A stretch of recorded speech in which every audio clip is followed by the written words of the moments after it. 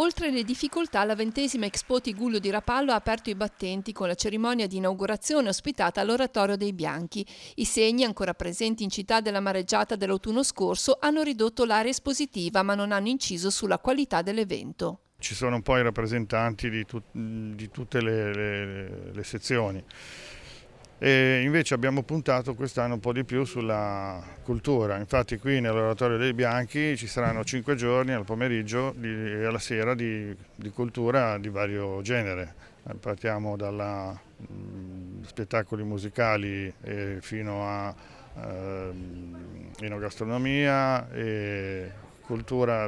Domani, il 1° agosto, con ogni probabilità riaprirà la passeggiata a mare e la transitabilità sopra il San Francesco. A breve avremo l'inaugurazione della piazza della stazione, che è una delle porte della città. Sempre domani avremo anche questo significativo appuntamento alle 18:30, l'inaugurazione della Scala del Castello, uno dei simboli della nostra città. L'Expo di Rapallo quest'anno avrà uno sguardo solidale nei confronti dell'iniziativa Mary's Meals, progetto che assicura un pasto quotidiano a scuola nelle zone del mondo in cui la fame e la miseria impediscono ai bambini di ricevere un'istruzione. La solidarietà delle persone può fare la differenza, ha evidenziato il vescovo Alberto Tanasini presente alla cerimonia inaugurale. I problemi, ha detto il presule, dobbiamo affrontarli noi mettendoci in gioco e credendoci. Un'esperienza questa che da alcuni anni viene riconosciuta nell'ambito di Expo con il premio Bontà Madre Speranza.